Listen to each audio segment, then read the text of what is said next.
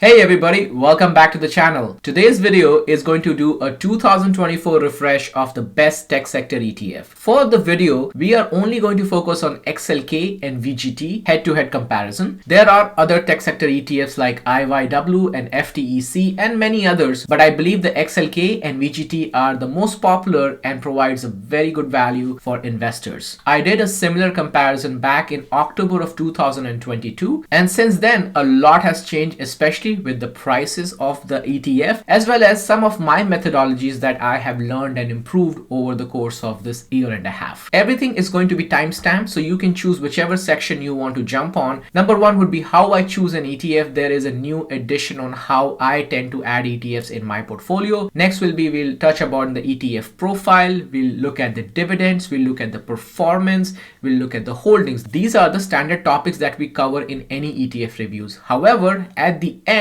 I'm going to not just give you which one I'm going to choose between XLK and VGT. Once I choose that, I will also show you a couple ways that you can build it into your profile, whether you have a small account or whether you have a mid to large size account. So there will be a couple of trading ideas on top of how to invest in which ETF. If you enjoyed today's video, make sure you like and subscribe and share it with your friends and family. And without further ado, let's dive in.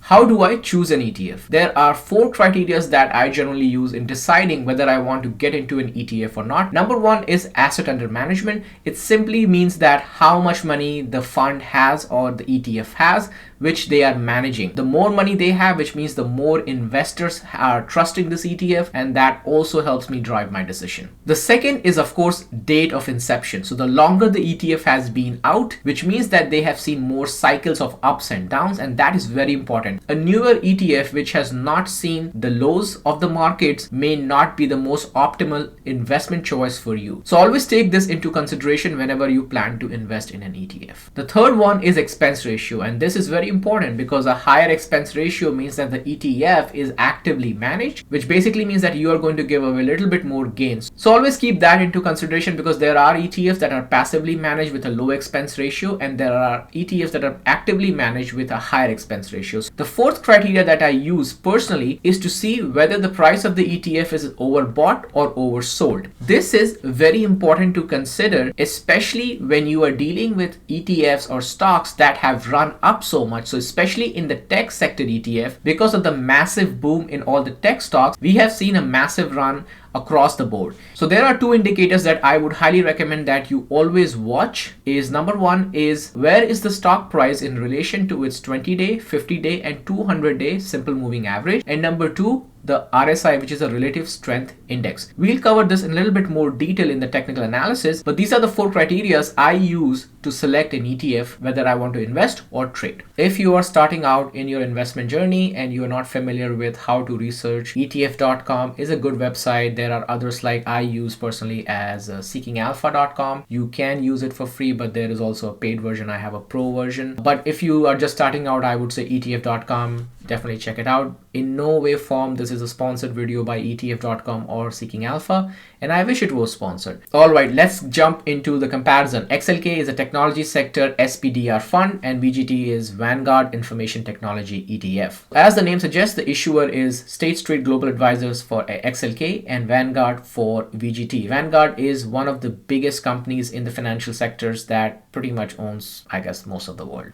Moving on to expense ratio is 0.09 for XLK and 0.1, so really not much of a difference. It's pretty similar. Asset under management is also very similar, 63.54 versus 64.61. So just these two itself, it's an even game. You can buy whichever ETF. If you were just using these 2 criteria, they are both neck to neck, they match. The difference comes in the average daily volume. It means that how much the stock is being traded on the indices. So it's 1.39 billion for XLK and 246 million for VGT. Next one is also important to keep in mind. You have 66 holdings in XLK and 314 in VGT. So what it tells you is that the 64 is a much more concentrated ETF portfolio versus 314 that you just have a lot of companies in there. Now what it does is that you will start to see the difference in the performance in the short to mid-term, but you will see the notice that when the ETFs run for 10 years or so, they pretty much start to even out because then a lot of stocks start to catch up and stuff. So you will see that difference in the short to mid-term. Here is the performance. So within the first month, you can see they are pretty much neck to neck. 3 months also neck to neck, year to date neck to neck. Now let's look into years. 1 year 45% return versus 42% return. 3 years 17% return and 14. 5 years is 24 and 22, and then in 10 years is pretty much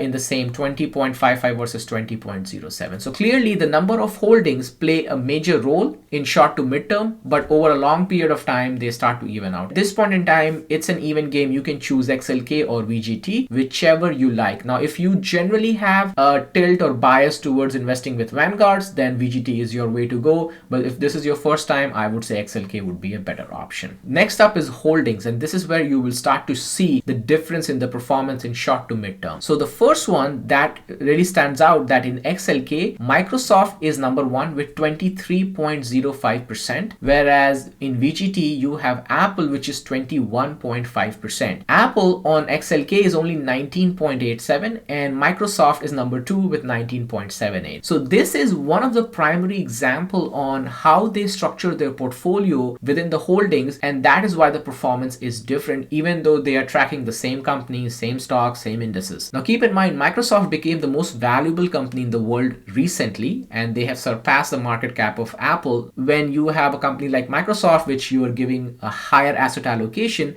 of course your performance will be better. Over the course of long term, Apple, Microsoft, they are pretty much large tech companies, so you cannot go wrong in either way. With the advent of cloud computing, with the advent of ChatGPT, Microsoft really has taken the helm and they are taking advantage of the AI boom. Next one, you also see Nvidia has a higher percentage, so 6.818% in XLK versus only 4.2%. This also plays a major role. So seems like Nvidia's most recent run, and as Nvidia continues to build on its AI infrastructure and chips and computers, you will see more gains. Same with the Broadcom. They also have Broadcom here, so they are 5.44% versus only 3.87%. So a little bit more conservative on the top 10 holdings for VGT. Next up is Salesforce, whereas they have Adobe. So Salesforce and Adobe, depending upon which behemoth you want to go with, XLK has a slightly better performance, but they are in the similar 2% range. And then basically they have switched places. They are at number 5. And over here they're at number 6. They have also added AMD. So AMD also had a massive run in the AI sector. So they ran all the way from $100 to $200. Right now I think it's trading at 180 or something like that.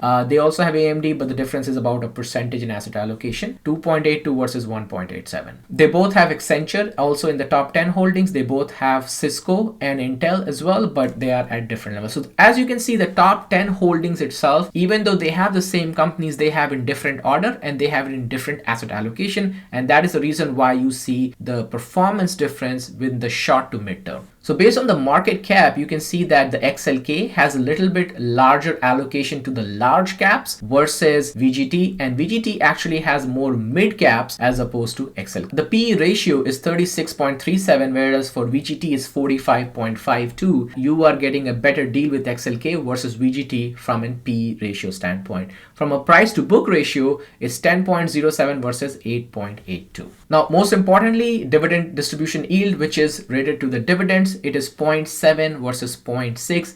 Now, of course, you are not buying a tech sector ETF for dividend, because you would then rather go and invest in a dividend specific ETF like SCHT or similar. But again, it doesn't hurt that the companies are giving you dividends. I want to spend a little bit more time on the dividend because ETF.com doesn't tell you the entire dividend story. So the dividend yield is 0.72. So there's a slight error in how ETF.com is reporting, but it doesn't matter much. And you have 0.6 on VGT as a dividend yield. The 4-year average, you can see that the dividend yield was about 0.88 for XLK and VGT was 0.8. So pretty high dividend yield and very similar to each other. The dividend rate that you get about is $1.48 and 3.12. Of course, this rated to the price of the ETF. So for a lot of dividend investors, dividend growth is very, very important. And they have had a CAGR of 10.55 versus only 2.35. XLK 10.55, 2.95 versus VGT of 2.35. Dividend growth for 5 years, XLK has increased the dividends for 8.03% versus 7.71%, and consecutive years of dividend growth has been 2 years for XLK versus only VGT has been only for 1 year. Now dividend frequency, most ETFs have a quarterly dividend, so you can see that they are the same. I did leave IYW and FTEC for comparison sake only, but I'm not going to be investing in these. I would stick with XLK or VGT, one of these two.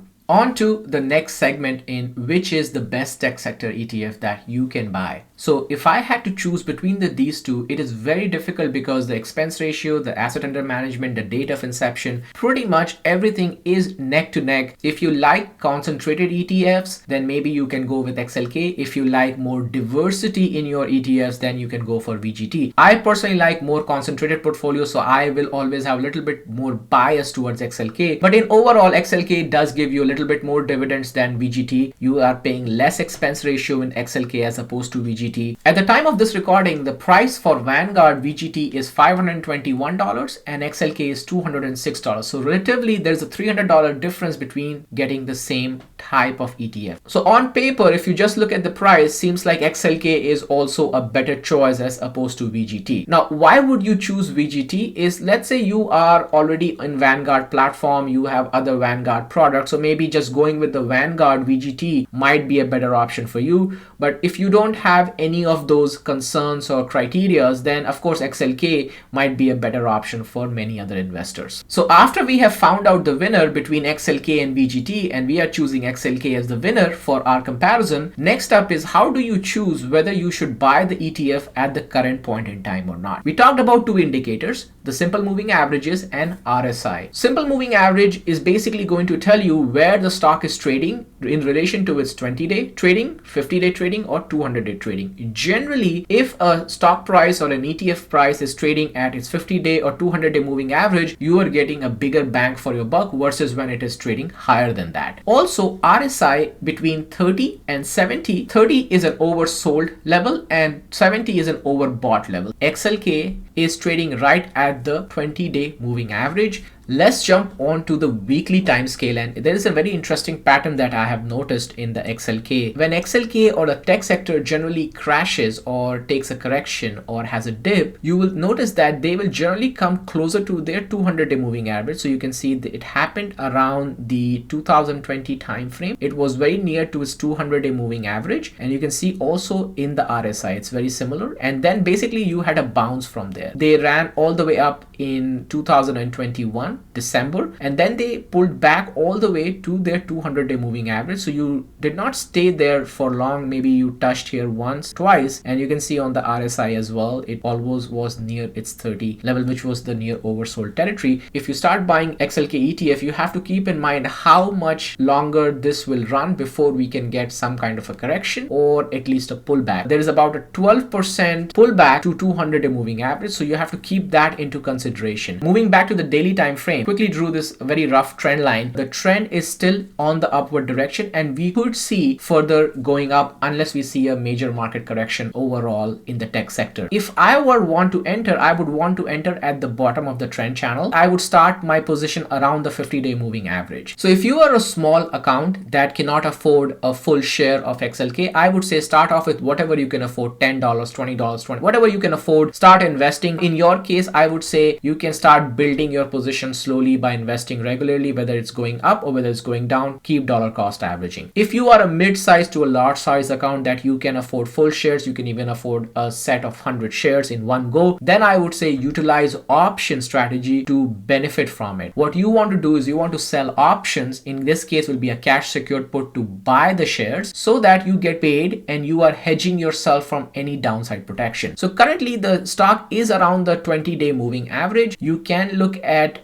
the 50-day moving average, so about 202. You can look at 30 days out, which will be, you will get about $2.50. So effectively you will be buying the stock around the $200 level. So that could be an entry point for you. The delta will be 31. You can also look at opening a longer term option, so maybe around the 60-day. So at that level you can, at 200 you will get about $3.30. So your effective cost basis will be about $1.96.7. You can go even longer time frame. So depending upon how you want want to build into it and hedge yourself, going 90-day out at 200, you will get $4.55 at the 200 strike price. So your effective cost basis is 195.55. This could be a strategy that you can take. And in all the three cases, you can notice that we have the delta around the 30, 31 or 29. So you can take advantage that there's a 30-31% chance that this stock is going to get assigned to you. This is how I would play, especially in this market when the stock is trending higher. You want to hedge yourself. There's a broader market correction. We could see the stock coming down. And if that happens, then I would say you can sell more cash secured puts, or you can start buying heavy into the XLK